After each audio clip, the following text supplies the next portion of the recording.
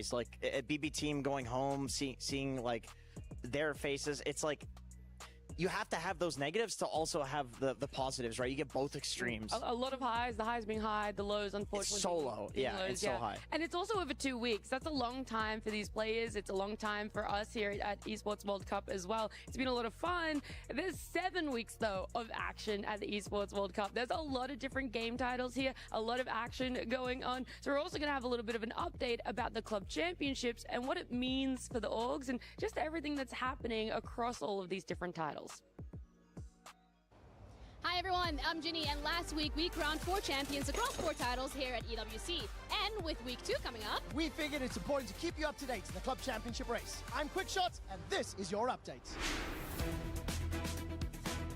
Gaming Gladiators is the real surprise here at EWC, as they are the first non-Asian club to be heading into a women's MLBB finals. They're going to be going up against Team Vitality for the lion's share of $500,000 and a boatload of club championship points, which for Vitality specifically is pretty important considering the fact they have multiple teams across multiple titles here at EWC. In Dota 2, of course, the defending champions, Gaming Gladiators, have been eliminated already. So with Team Spirit being in the finals, they can play spoiler to Team Falcons. Why, you might ask?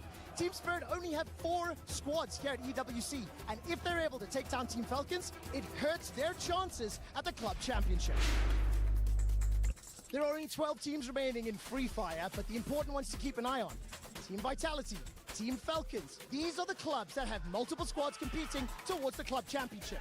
If any one of them picks up the 1,000 points, it is a massive advantage towards picking up that title.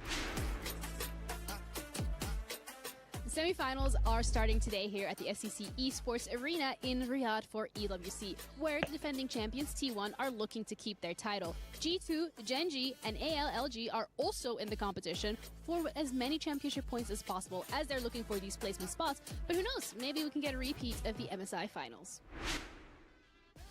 4 more clubs will earn 1,000 points towards the club championship, get to put their key on this totem, find out which 4 will be by the end of Championship Sunday. It appears that it isn't just Dota that has their storylines going on. There's a lot of potential over in those other games for repeat grand finals of other tournaments, new orgs making it all the way up. The MLBB, I think, is the biggest one for me, being the storyline of the only non-Asian team making it to the grand finals for Gaming Gladiators. I think that one's amazing. Representation, as well as for their club, too. Great. Can I just say? Apparently, I'm the only one that cares about MLBB. No, I care, because I just didn't want to hijack, but I'm gonna hijack anyway. Okay, great. I just love going out into the boulevard, and I go to get a burger, and I'm standing next to a League of Legends guy in the line, and then the guy behind me is an MLBB guy, and we're just like, oh yeah, my game has this. Oh, we pay for heroes. Oh, I watched you guys growing up. You're so old. Oh, you know, that's awesome. It's like you get these really interesting interactions between the different esports, like League and Dota. Of course, we're kind of brother sister. I don't know who's the older brother, who's the older sister. MLBB, Purge, you had a theory. I coined the term. You coined the term. You're the coiner. It feels like the MLBB people are like our children, kind of. It's like they... Oh, you did say that, yeah. Yeah, they like grow up watching us, and now they're successful, and we're just happy for them, and we're like, oh, good for you guys. Like, want to see you succeed. There's a really big overlap between MLBB players and Dota players, because most of the ones that I've talked to did play Dota. Yeah. It feels like the entrance point to them from MLBB is actually not League, but Dota, which is Dota. Very cool. You know, we need That the is really ego awesome to boost hear. being called old. They're all all like the it's like, yeah, we've got a so- history, you know, and then everyone else coming in is like MLBB. But like we said, there's a lot of weeks, there's a lot of titles, there's a lot of action and movement that could happen in those club championship points with who is going to place in a top 8, who's going to be able to take the winners of all those championships. And this is how our club prizing is broken down. If your club is able to get first place, that is $7 million. It's a total sharing of $27 million for all of those clubs out there. It's a lot. It can go a long way for them, and this is our current top 16 ranking. There is still some REM esports teams that are up there from winning. We've got VK Gaming, who won over in Apex. We've got Heretics, who won Valorant last week. So this is only updated as of this morning, where there's still a whole set of 4 titles to crown their champions. I think last year when we were here, we were much farther along We were, into yeah. EWC, so it was a lot more solidified. We are at the front end this time, so those point values are very liable to change as the game continues. But looking very good for Falcons right now, considering they're in the grand finals. Yeah, it's also that, like it was mentioned, teams like Team Spirit don't have that many teams playing at titles here, and we could see them on leaderboards now, but a few weeks from now it could be entirely different, where teams that have like the most submissions to different titles are the ones that are just going to take over after a couple of weeks. Yeah, I mean, we saw Liquid in like, what, 15th, 16th place there because unfortunately they dropped out of the Dota tournament pretty quickly, but they literally have Magnus Carlsen for chess. So that's an org that I think most people would expect to be like top 5 in terms that's of the the club, thing. They're club probably more weighted towards the later half of this. Being early, it's like fun. We get to see what it started as, but unfortunately, you guys are just going to have to keep tuning in for all 7 weeks if you want to see who does end up taking out that club championship. But let's focus on Dota a little bit more. Like we said, we've had 3 amazing days already of playoffs. It's been 2 weeks overall. A lot of eliminations, a lot of great plays as well. So we're going to have a look at Akadia top plays of what happened yesterday to get out to grand finalists. It was a start up between Team Spirit and P-Vision. With that game number 2, you guys were covering that one. That game number 2 did not go in the way a lot of people were expecting if you were tuning in at about the 20 to 30 minute mark. No, it didn't. They made an epic comeback, especially Collapse on his Primal Beast. We can see here the Aegis Snatch, which was really the only one of the 2. There were 2 in that game, but it seems like Team Spirit have hit their prime, and prime Team Spirit is when they win with 20k net worth deficits. Like, you're playing against them, you think you have a good grasp of the game, but in one moment it could turn entirely. Yeah, Team Spirit has this way of every couple of years very starkly reminding you that some of their players are legitimately generational talent, and that they're not just they won a TI and then they fell off type team where they had their year. They have been consistently the best since Yellow Submarine. So yesterday was simply a reminder of why we consider them the raid boss of every big tournament. I was just going to say, I think the other thing to just bring up was that all the games yesterday were amazing. Like, they were so Yeah, good. they were. And So, talking about across both series, not just Yeah. that Yes. P-Vision, but the Falcons Tundra series too. Yeah. I expect to see the same thing today, to be honest. Falcons played strong comeback Dota yesterday. We were talking about Team Spirit's did. comeback, but Falcons pulled off the same thing. They were down a lot of net worth in both games versus Tundra, and they just clutched it. And it's been a while since we've seen Falcons clutch like that. It feels like they've been a little bit sleepy throughout some of the competitive season, but they look pretty terrifying right now. They're a team that, when they were dominant, they would win early and then oppress. Like, the ability to come back is actually like kind of a new thing for them, because like when they were strong, they never had to. So this, like we talked about, this team is in form. They're beyond what their form was when they were at their strongest. So it's going to be an insane grand finals. We had Owie sitting on the couch and we were kind of like trying to dissect his brain, because it's interesting to see from the coach's point of view. It's sort of like ours, right? You don't really have control over it. You just have to let it play out. But he has that hand in the draft and how it goes. And he's like, yeah, I think we lost draft on both games and we had no business winning either of them. But here you are sitting in the grand finals. He had so much confidence in his team. That's so owie. It's classic Owie, though, for sure. That must be amazing as a coach if you feel like you've messed up the draft, but you still get another chance to correct it the next day because your team pulled through based off of their own skill level. So I hope Curtis did his homework. I hope so too, because we're going to have a look at the path that our top 8 took. We're going to look at our playoff brackets, this single elimination. After they had finished that second phase of Last Chance, we had that top 8. Team Spirit have not lost a single game in playoffs. They've only lost 1 game in this whole tournament. For Falcons, it's a similar story for them as well, taking a 2-0 against Liquid and then a 2-0 against Tundra. They're our 2 grand finalist teams. P-Vision and Tundra, we are still going to see them play today. Unfortunately, it won't be in that grand final. It's going to be a 3rd, 4th series for them. Tundra clutching it up 2-1, 3 games against a BB team, and P-Vision for themselves, a similar sort of tale was told in their quarterfinals. So I would say potentially a very even matchup. A lot of back and forths, and hopefully not these stomps. Everyone loves to see 2 teams clutch it up.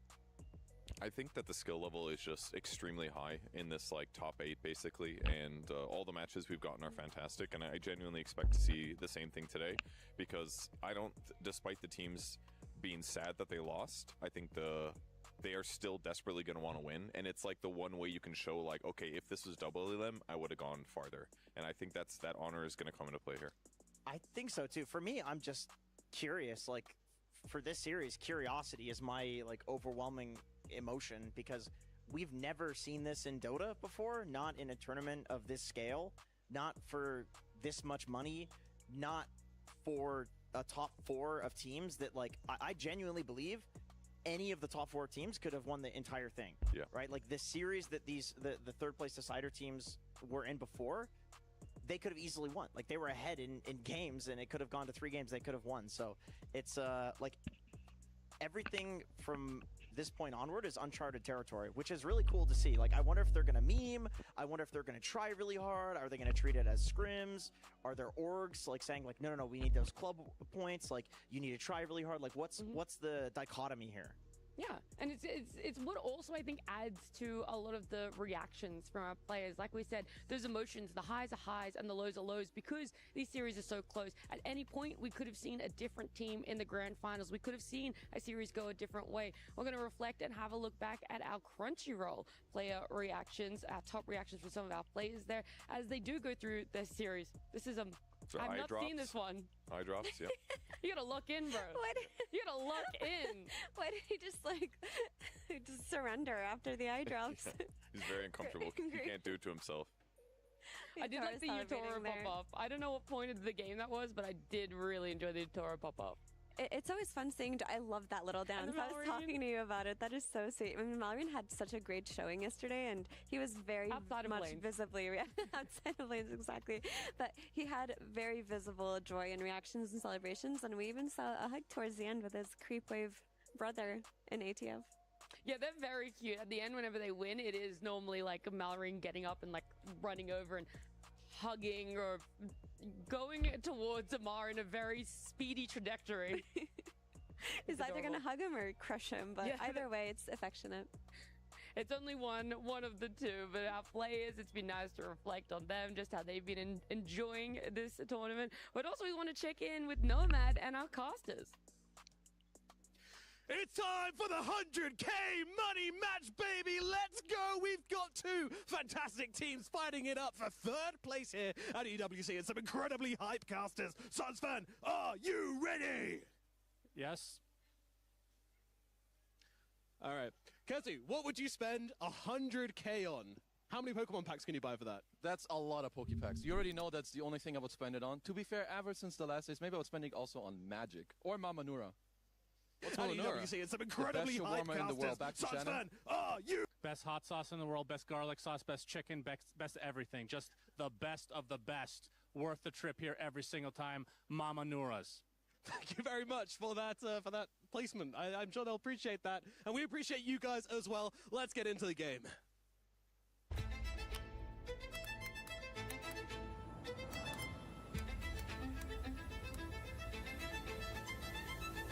I think we growing as a team and we learning some discipline and strategies, I will say.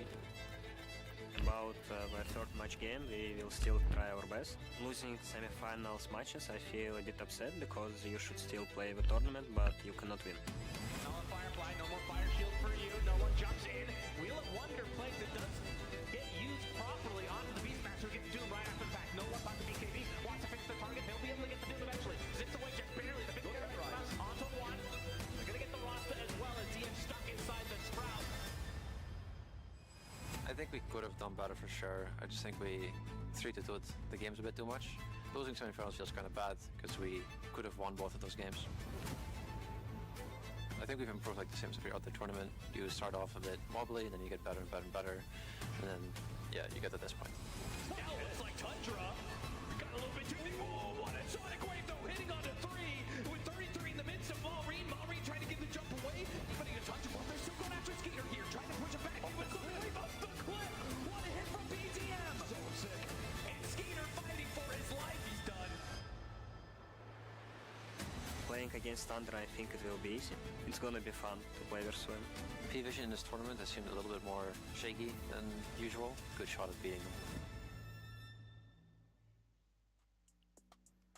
Tundra and P-Vision, we got different sorts of viewpoints here, but they need to prove it themselves. Both of these teams, or at least especially on the side of Tundra, they've talked about how, for them, winning's great, but the actual success that they're striving for is consistency.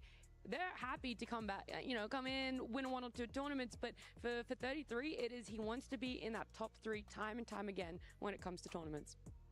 Yeah, and I mean, when you look at either of these teams, like Jenkins mentioned, they very well could have been in the grand finals. And now we get to see how they corrected from their losses into now, which if they correct well, this is a huge confidence boost moving forward into TI, which is incredibly important here.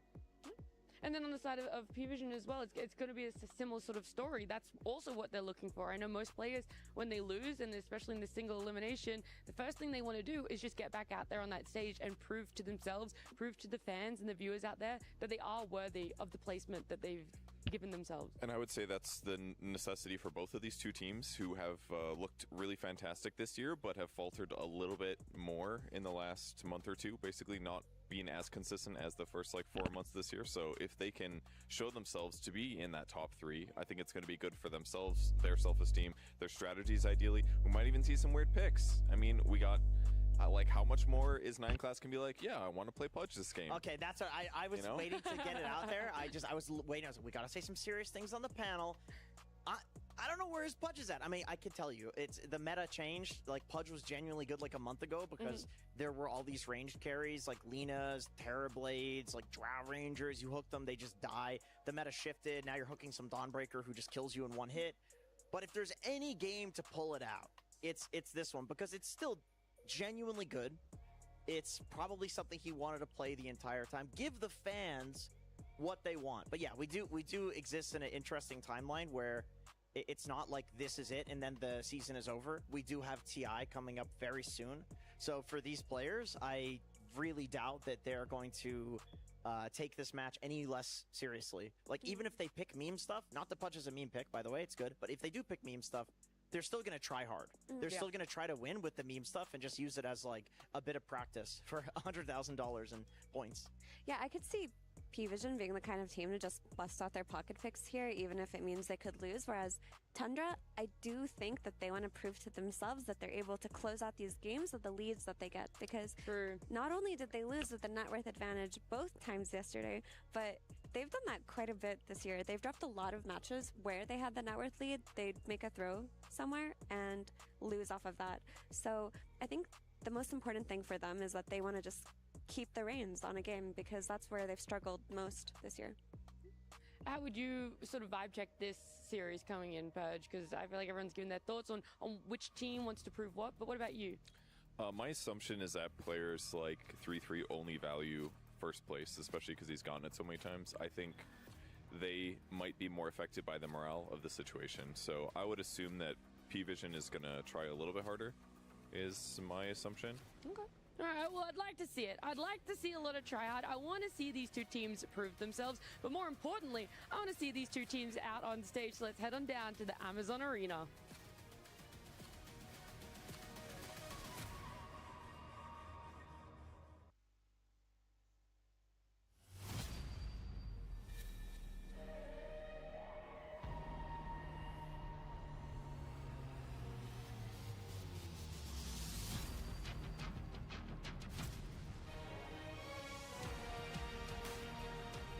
Welcome everyone to our final day here in the Amazon Esports Arena for Dota 2 at the Esports World Cup 2025. We've crushed a fair number of keys to get to this point and case them in resin soon enough. And by the end of today, we will have a new name inscribed on the totem as champions. Before we get to that grand final, we'll have to set ourselves up for one final best of 3. It is a fight for 3rd and 4th place, and if anything, 100K on the line is not too bad for a game. That's a pretty penny to just wake up and play one best of 3 for. So I'm expecting motivation regardless of the state of these two teams. Because if I know one thing, Dota players, they probably hate losing more than they like winning. That's actually pretty darn fair. So how about we get our day started, Neil? I think we should. Our very last day started. So please, everyone, help me out in welcoming our first team to the stage, P-Vision!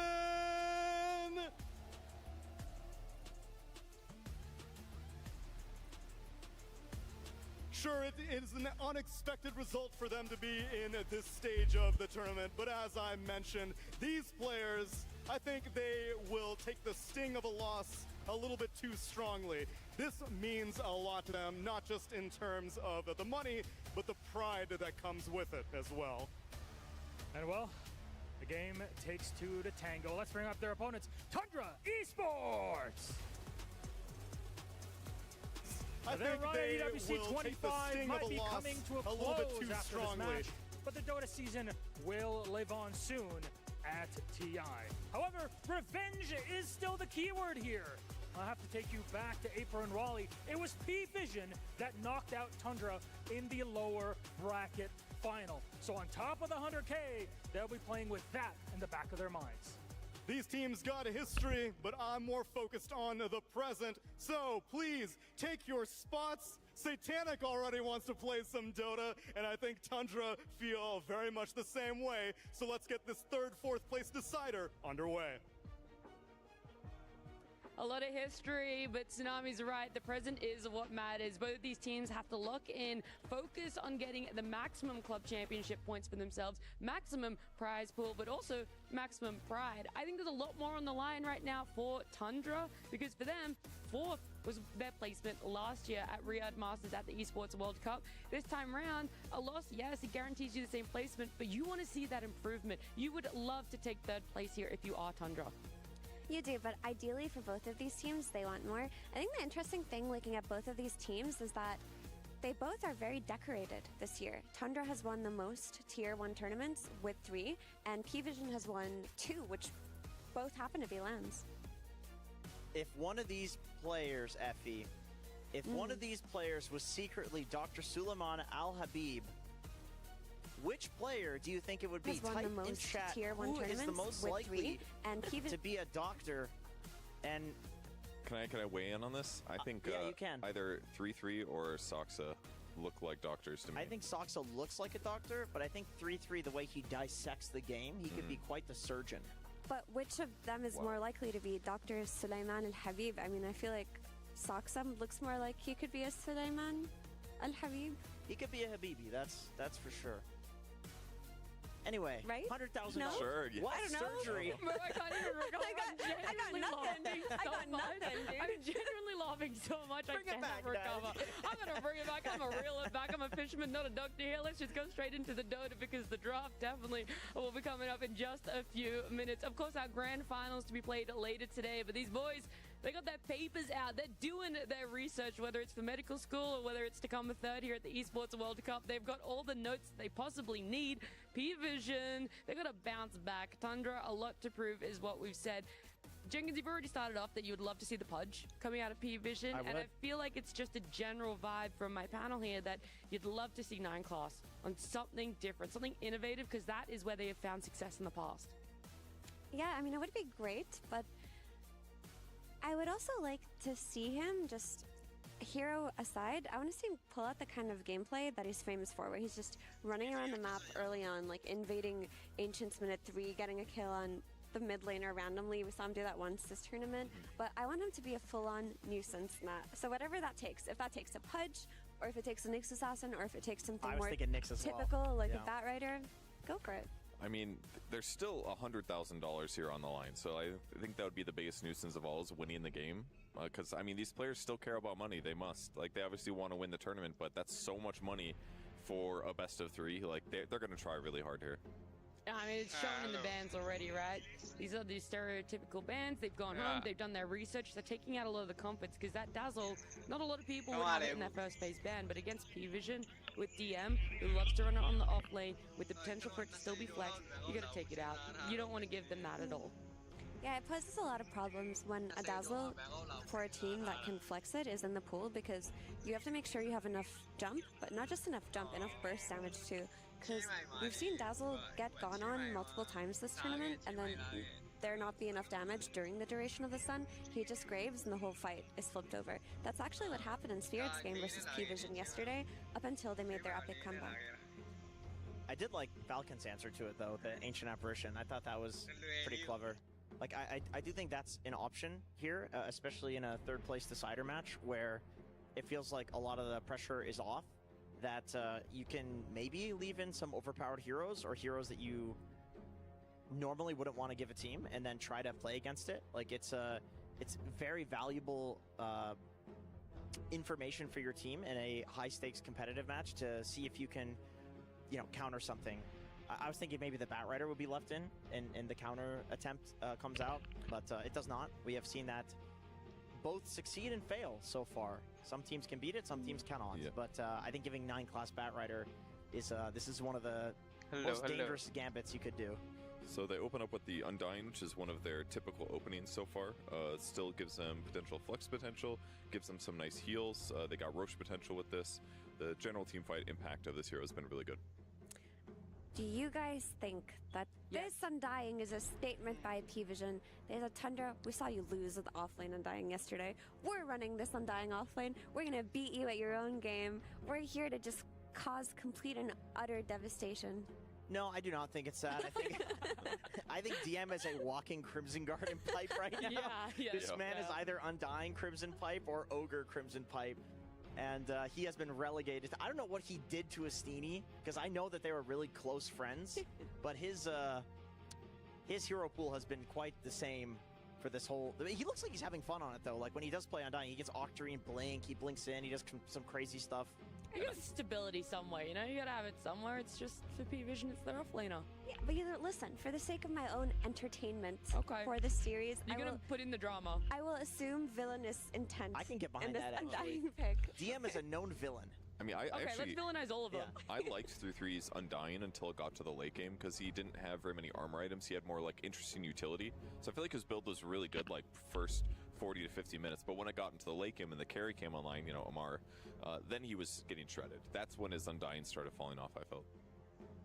Yeah, DM does not play like that on Undying. That man is Octarine Core, Aghanim Scepter, Shivas. Like, he's a complete menace in the late game. I will say, like, he actually convinced me that the way that this hero scales is amazing into the late game.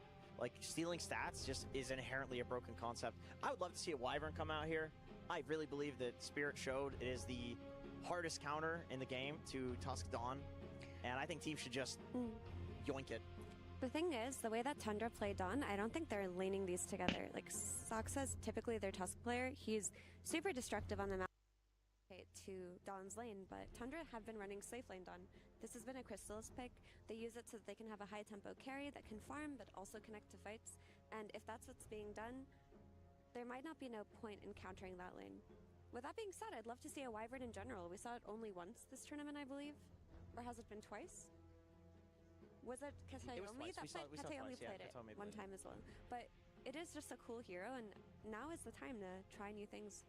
Interesting that they grabbed the Oracle here with that in mind, because that hero's going to get completely shredded if he is against a Dawn Tusk lane. If they don't put on Crystallis where it's normally more comfortable, that support does not really save against it much. So that could be a bit of a downside. It's actually a bit of an abnormal Oracle pick in my mind, because it doesn't directly counter anything that the enemy has, but that's what they want. I guess they have tons of heal synergy right now. Like, whoever gets ultied by Oracle is not going to die. One Soul Rip, couple Purifying Flames, maybe Marcy sidekicks them. They don't die. Oracle has also only been played twice in this tournament, one of them being Dakalis, and that was the only win that it's gotten. So it is something that has worked out for them in the past. It was against Batrider. Like, they intentionally left Bat in the pool and then picked the 2 save supports. So I'm curious what the idea is here. Maybe they believe... I mean, I know for a long time people thought that, like, Oracle Undying was really broken. You know, like, just letting him get off, especially once you have Aghanim Scepter, like a few more decay stacks, and you really underestimate how much he's healing. He's got a lot of regen, too. Like, Pipe alone is, like, close to 20 HP per second, so just popping an ulti on him, the regen alone, the heals, like, he is going to be survivable. And Dawn, if it is a carry, is not going to, like, you have a lot of bursts when you use your Q or whatever, but, like, your over 10 seconds DPS is just less than another hard carry. So maybe the heals can offset that and make sure that you win fights. Let it be known that it does appear to be an offlane Undying, hence DM's villainous Oh, he's such a villain, that DM guy. It's been proven, but no, I can get behind this Oracle pick. I think Oracle with offlane Undying is such a problem because you look at Tundra's draft, their solution to the Undying was tag team. A lot of teams seem to think that it provides enough damage, but now when you're playing through Oracle's ulti plus all of Undying's healing and Marcy's potential healing as well, you don't actually have enough damage, and in order to correct it, you're going to need some Leshrac-esque hero, which they don't necessarily have the heroes that enable Leshrac right now on the side of Tundra. So if it were to be picked, I think P-Vision are comfortable. And they've already got Oracle prepared, good to go. Invoker is a smart way to solve this problem, though. It's some nice disable, you can scout the backline, you can give yourself or somebody else attack speed to kill tombstones, you can separate yourself from Undying with multiple different spells, and he's got pure damage, which isn't directly countered by Oracle, whereas most other mid-heroes are pretty magic heavy. And that's the Leshrac-esque hero, right? The difference between Lesh and Invoker, though, and by I mean Leshrac-esque hero that does lots of magic damage and also has pure damage, but the difference is Leshrac needs to get into the meat of the fight. He's in the center, and they didn't have the supporting cast for that outside of the Dawnbreaker ult, but with Invoker, he can just play from a range, like throw some spells out, not necessarily commit his body to a fight. I also love Invoker with Dawn Carry. Like Dawn Carry is such a... You will have impact in the late game. Don't get me wrong, but you're not gonna like 1v1 versus some like hyper carry. And it's a very active hero early. It can like save the Invoker. Like if you're picking Dawn Carry, you want like a carry-esque mid, which is usually a sniper or a Lina. But if you have BZM on your team, like if you have a really good Exort Invoker player on your team, this is a carry. Like he's not gonna be active early other than if there is some sort of Sunstrike setup, which they have okay Sunstrike setup. Tusk is all right. Like the Ice Shards into tag team combo is often enough to set up Sunstrikes, but it's not like there's a Bane or anything like that. So, you know, BZM's going to have his work cut out for him this game. You need an Axe or something because you're very correct. We've seen Invoker have the most pop-off games when he gets Shaman and is getting these Sunstrike side lane kills, giving him that net worth advantage that he needs because the hero does tend to have a weak laning phase after all of his nerfs. And Axe is still in the pool, and we know that 33 popped off with it a couple of days ago.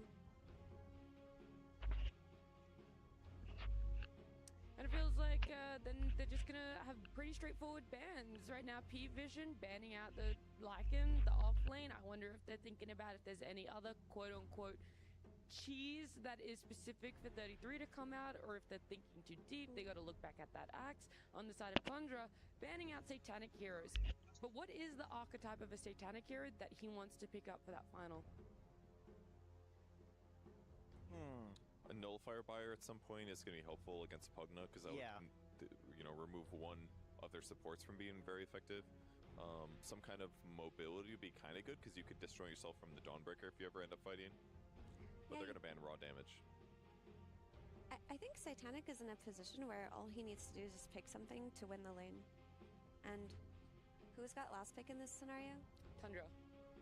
That's going to be a bit tough, so you just have to pick something that will be strong in lane regardless of what may be thrown at you from 33. I got it. Phantom Lancer. I hope not. Oh, God. I hope not. Against Dawn. The amount of times we've seen Phantom Lancer picked against Dawn, and it gets crushed. It's the second most picked hero of the tournament. Yeah, that's quite insane. Could be Morphling.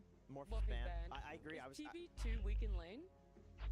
It's pretty good. It's really high armor, which is it's a Manta Buyer versus a Pugna as well. So I mean, you normally go for Hurricane Pike, which gives you the little bit of mobility later on when you get. Oh my God, Prop! Natros was in the pool. Oh my God! God! Not even noticed. We're all expecting to be fast paced. It's an 80% win rate hero, by the way. Very good for a last pick. Oh my gosh. They do have gap close, I guess. You could like snowball jump him into Dawn ulti. That would be bad for him.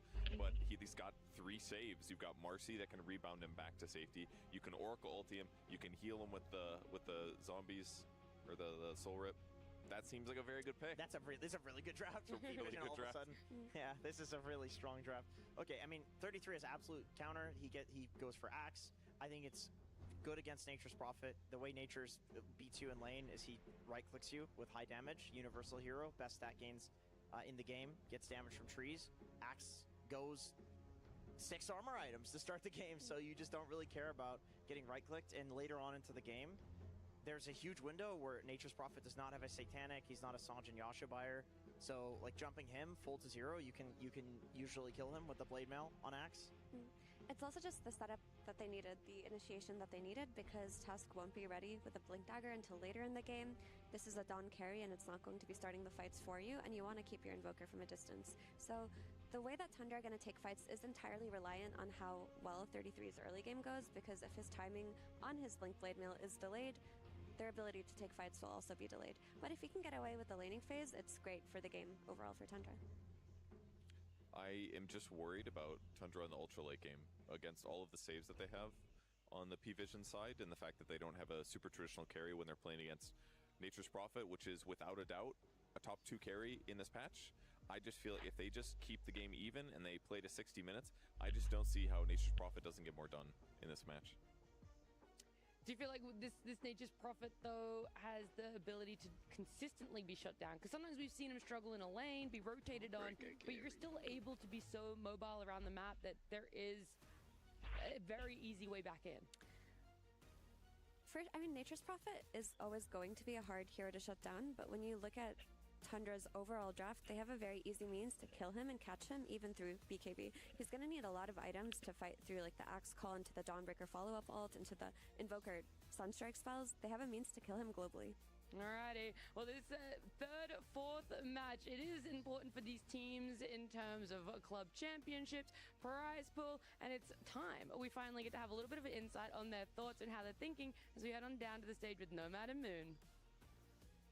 Thank you very much, Nat. Yeah, Moon Meander. So, did you do a bit of homework here? Did you see how Spirit will take down P-Vision in their game yesterday, or are you just using your own ideas? Oh, you mean about Furion being overpowered as shit? I mean, you know, we care about it, but you know, they never picked it once this tournament, so if they pick it, you know, we just have to play against it. Life goes on. All right, you think they're a little unpracticed on this hero? I mean, yeah, they have 0 games in it, so if they're going to force it now, then we'll see how it goes. All right, and you confident in the BZM Invoker with the Axe to back it up as well? I mean, yeah, we got the Kata X call combo, so, you know, you call, and then the X Katas, so they die. Seems like a good plan. All right, thank you very much, Moon Meander. Good luck here in game number 1. Let's get into this third place decider between P-Vision and Tundra Esports. P-Vision versus Tundra, best of 3 for third. I don't think I've ever cast a third place qualifying match before. Well, you are now. Welcome. There's a first time for everything, I suppose. These lineups are insane. I love both of them, in fact, especially the fact that the Marcy's not a core. Yeah, just terrific. You are the biggest Marcy hater. Now, we have a lot of aggression here, and of course, both of these teams, I mean, it is a third place match, but there's a lot of other stuff on the line. You know, your own pride, there's money, 100K that you're playing for. And I would also say both these teams yesterday, they kind of threw away their own games. So, you know, you want to go into the next game. I mean, especially after you lose a tournament, you're going to have some, you know, talks about what happened, what was right, what was wrong, what do you want to do. I will say, I'm a little afraid for Tundra's early game. As Invoker, he's a very passive hero. P-Vision have a lot of aggressiveness within their early draft. But if Tundra can get through this and survive, they've shown us the Invoker Axe combo before, and like Moon said, Axe Call, Cataclysm, people die. Yep, and Solar Guardian on top. The question is, can you get the early Sunstrike kills? Because the game that we were casting, he was not getting them in the early stage of the game. Oh, little ping pong. In a 9 class. Never mind. Okay, everyone's going to go their own way, it seems. 33 already has the light situation figured out. Yeah, doesn't need a pause this time around. Maybe use the coach interview pause, of course. Yeah, contractually obligated to mention that every game, of course, even when 33. This is very real. But I mean, there's a few things about the draft I do want to talk about. So they did pick the BZM Invoker, and it's one of his best heroes. But I will say, you did pick it into Oracle, and people might think, why does this matter? Well, when you pick Oracle, you generally want to play around your mid-hero, right? Because you know where every rune is, you can play aggressive, you want to play off of the guy that's in front of you. Invoker he's not good at addressing early pressure around the mid lane. So P-Vision have Marcy, Oracle, they can go mid, Ember will have a good time, and you also have a Nature's Prophet carry that can go over. So I'm definitely looking for P-Vision to be very aggressive here in this early game, Mr. Suns fan. As DM playing Undying this time around, are we seeing what kind of a build? Aura or right clicky? This is Aura. Jenkins also said it. And I kind of agree with him as Whitemon gets a career kill. I don't know what DM did. To be fair, he's always been like your Crimson Pipe mech buyer.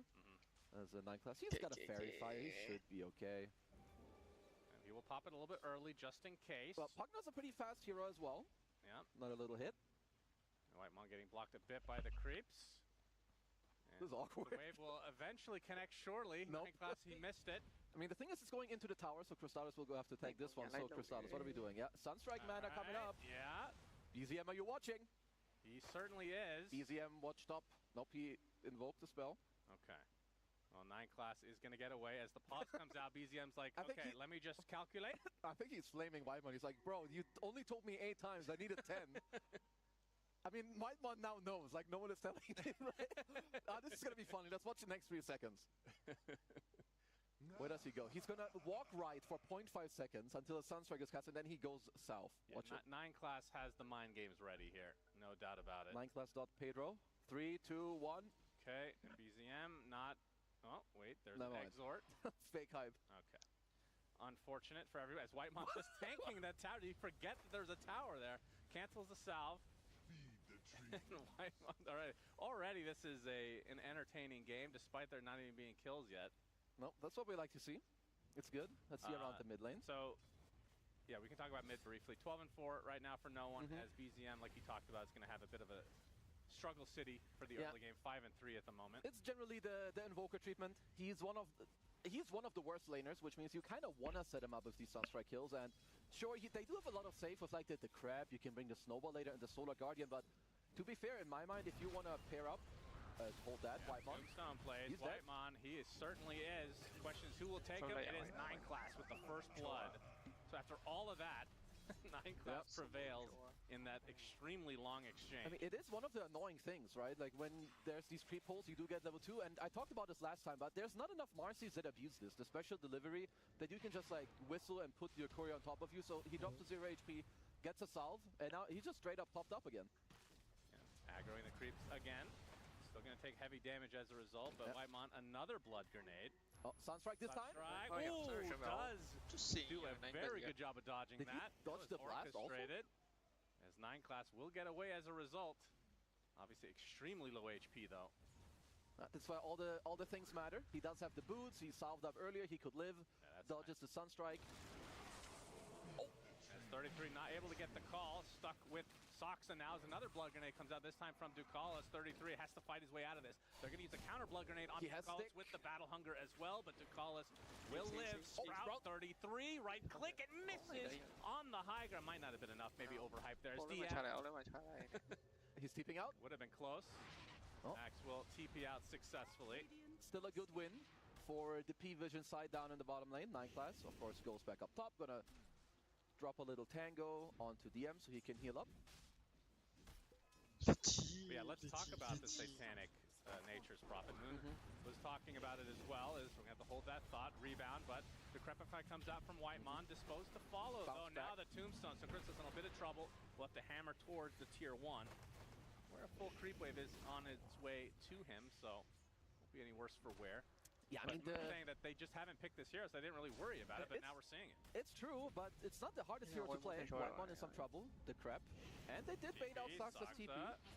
Wants to go for the Ice Shards play, not getting the block though. Hammer slows DM, but not enough. Distance. Oh, he's got 6, more decay, so Willie 33 down bottom. I mean, he should be okay. I mean, of course, he will be pressured. He is in a 2v1, but it is Oracle, not the strongest.